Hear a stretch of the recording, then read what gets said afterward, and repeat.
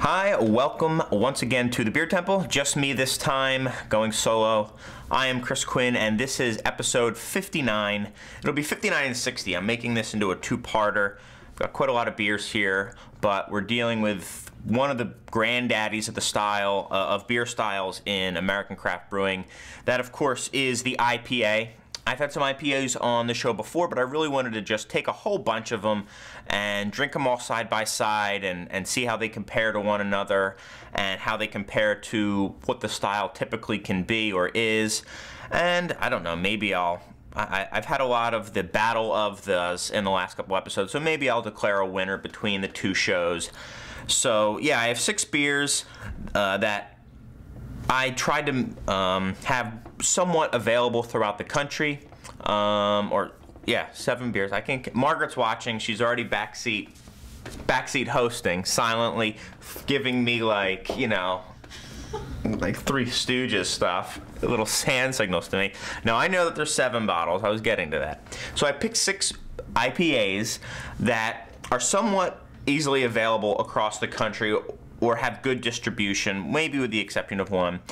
And I also intentionally left out California IPAs because there's just so many of them. I really think that that could be their own show, and probably will be their own show. I'll do a California IPA.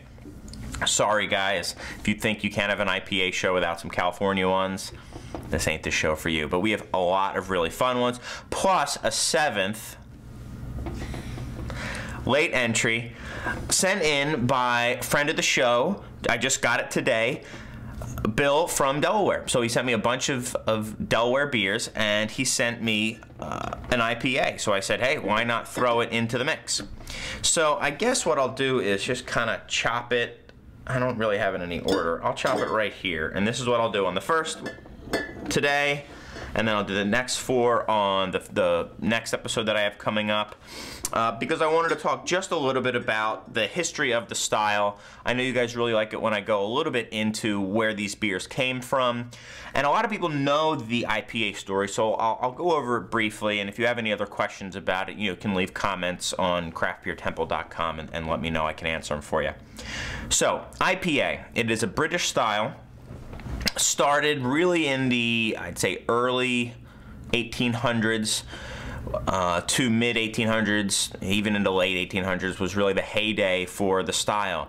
And the way it became popular was, obviously, India was a British colony, and the Brits loved their beer, loved their ale, and they would ship barrels of beer over to them. And the normal pale ales didn't really, and porter was really the most popular at the time, didn't travel that well. So there was some entrepreneurial brewers who really realized that if you upped the alcohol a little bit and upped the hops a little bit, it really helped make a beer that was much more stable in transit.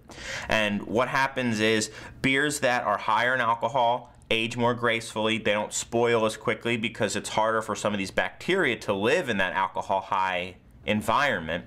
And also, hops are a natural antibacterial. In fact, that's one of the main reasons that hops were even used in beer to begin with, is that they noticed that when they started adding hops to their beers just ended up spoiling less often.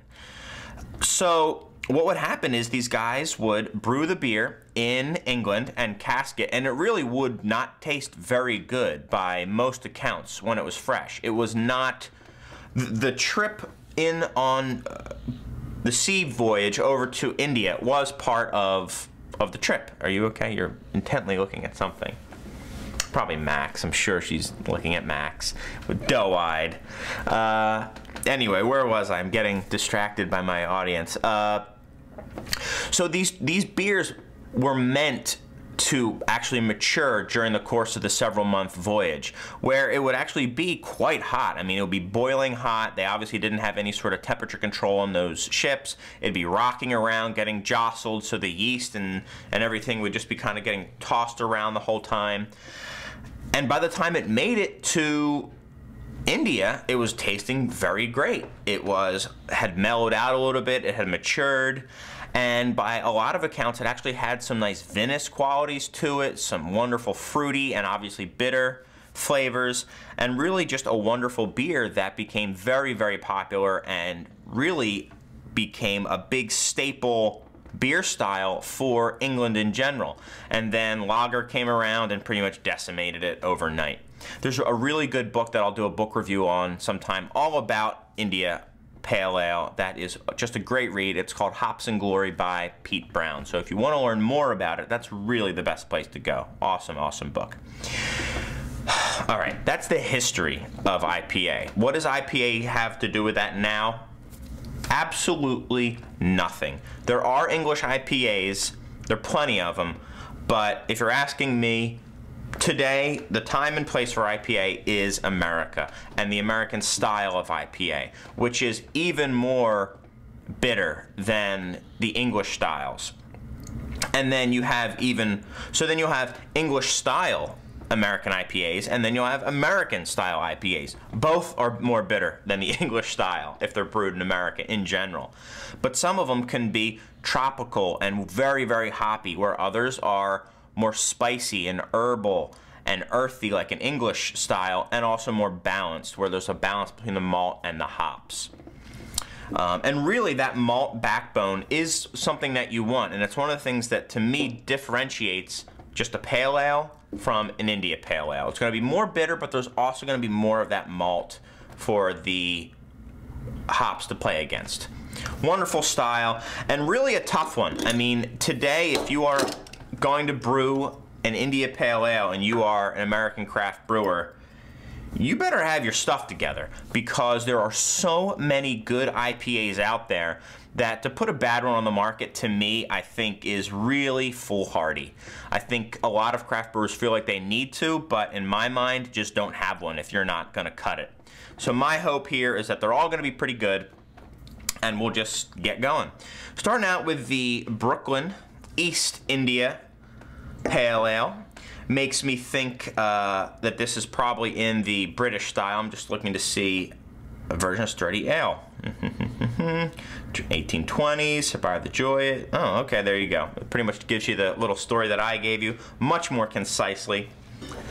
And let's see what they've got. This beer is 6 weeks old. I've done my best to pretty much figure out the age of all these beers, and all of them should be tasting just fine. So 6 weeks, that's very good. Younger the better for IPA. If you can get one that was brewed that day, by all means, go grab it. They'll usually stay good for several months. So, very nice kind of burnt orange, burnt sienna color. Very clear, nice head. As soon as I pop the cap, I could start to get the smell of the hops.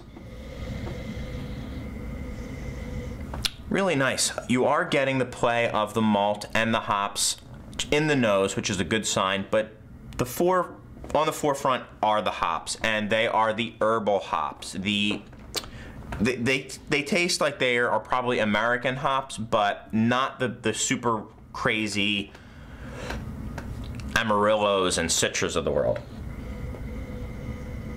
So, some really nice fruity and almost, I want to say carroty, but it's not carrot. It's, I don't know, just a really almost like a carrot cake or something. It smells nice.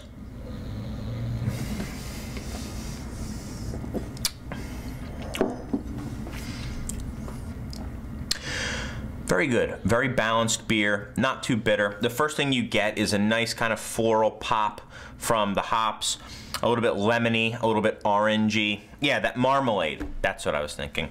Marmalade and orange. Then you get a nice light malt bill, and finally the bitterness comes through, starts to build, followed at the very, very back end by a grotesque bulldog fart, which really kind of, I don't know why they decided to do that to the beer, but having that come in at the end really kind of spoils it, for me anyway.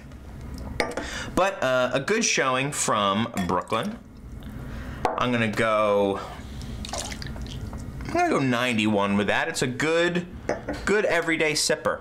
Nothing too crazy, nothing too spectacular from it, but certainly a good beer. So next I have got the Ranger IPA from New Belgium. This was something that was pretty conspicuously missing from their lineup for years and years and years. Their famous beer is a Fat Tire, which, yeah, thank you. Yeah, I'm sure they hear that as well. Their famous beer is Fat Tire, and it's a Belgian amber ale. And they just came out maybe last year, maybe 18 months ago, something like that, with this Ranger IPA. And see what it's tasting like. I've certainly had it before. New Belgium, out of Colorado. Fort Collins, Colorado. A little bit more golden than the Brooklyn.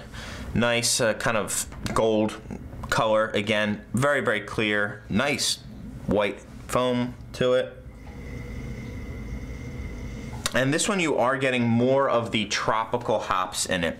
You're getting, I think, a combination of some of those very, very herbal flavors, but a nice bright green herb, not like the spicy, like sages or oreganos of the world. This is a more or bright, vibrant kind of green flavor, and just hints of very, very floral and almost like I don't know, like orange blossom or something like that, like a fruity floral smell to it. Not quite tropical, but very, very nice smell.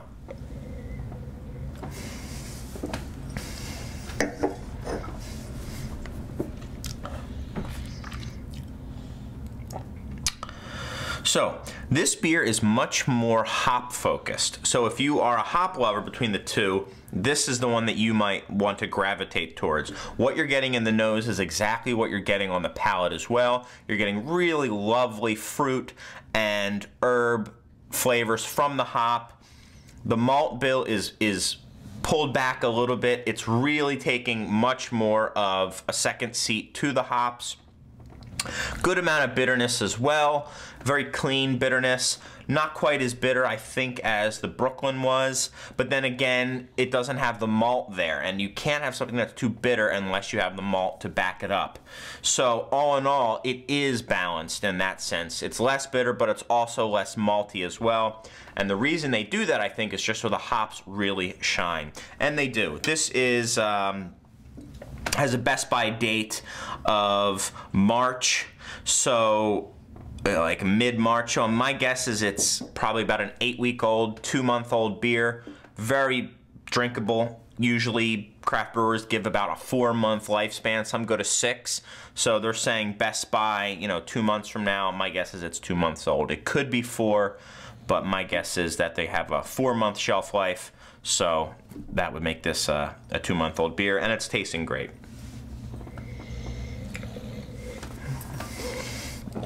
Gonna go 93 for the Ranger. Very solid IPA. On to Harpoon IPA. They are out of Massachusetts. Boston, Mass. And Windsor, Vermont. There you go. One of the older breweries. They've been around for a while. I kind of remember them along with the vein of kind of the Victory and the Dogfish Heads and some of those ones that are around in the early 90s. And I think this is the first time that we've had Harpoon on. So probably their flagship beer, the beer that I certainly see the most out here in Chicago from them. This bottle is 3 months old. So starting to get a little bit older, still very much within the shelf life. It's still in code and still just fine. I mean, if you see a 3-month-old IPA, that beer by all means should still taste fine. Will it have that vibrant hop? Who knows?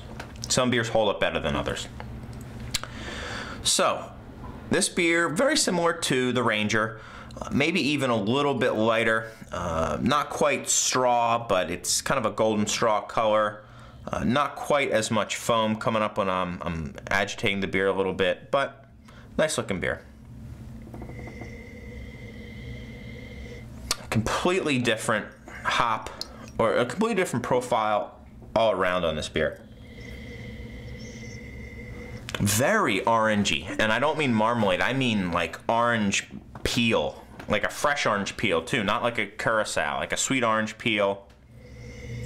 Getting a lot of kind of fruity flavors as well. Some of them might actually be coming from the malt.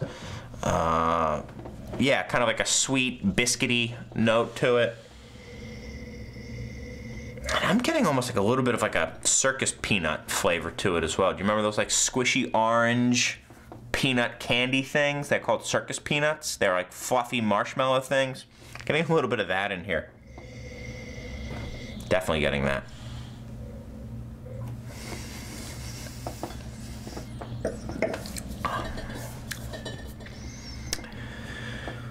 All right, who knows? This might be the age on the beer.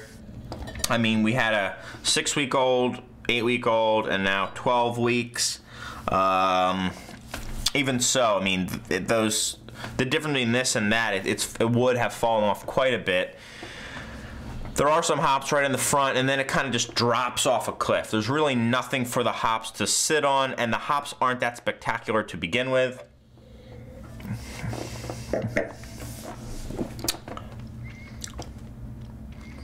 Kind of blah. And in fact, all I'm left with is a little bit of that biscuity, peanutty, circus peanutty flavor to it. Not very, yeah, and like kind of a fruity, buttery flavor. Not like diacetyl, but maybe just a tiny, tiny low amount of it. Mildly bitter. Not a fan. I think this is definitely below these two. I'm gonna go 86 on the Harpoon. Really not liking it. If I was out at a bar, I personally would probably not order a second one of these, where these two, you know, might be different. So that's it. I will be right back. I'm pretty much just gonna hit pause and clear my dump bucket and then start it up again for part 2 of India IPA. So go finish that beer, and I'll see you soon on the other side for part 2. Bye.